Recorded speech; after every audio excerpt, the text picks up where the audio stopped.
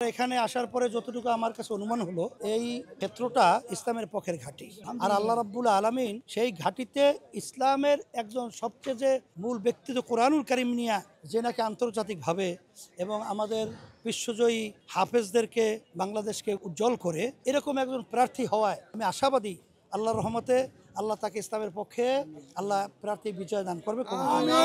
হাত পাখার নির্বাচন করার জন্য ঘোষণা করেছেন, আল্লাহ তাআলা যেন হুজুরের এই ঘোষণাকে কবুল করেন। এখনো পর্যন্ত পুরো বাংলাদেশে কাউকে প্রার্থিতা ঘোষণা করেনি, সেখানে আপনি একজন যাকে আজকে ঘোষণা করেছে। জি আলহামদুলিল্লাহ, এটা আমার সৌভাগ্যের ব্যাপার যে এই হুজুর নিজে আমাদের প্রার্থী আলহামদুলিল্লাহ হুজুরে ঘোষণা করেছেন আমার নাম। আমি সর্বোত্তম চেষ্টা করব এই আসন থেকে নির্বাচিত হওয়ার জন্য ইনশাল্লাহ। আর সারা বাংলাদেশে ইনশাল্লাহ একে একে ঘোষণা হওয়া শুরু হয়েছে, ঘোষণা হবে ইনশাল্লাহ।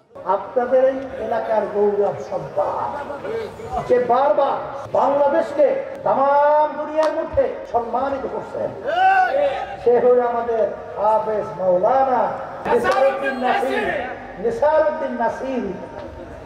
চেনেন? আমার ডান পাশে দাঁড়াই আছে।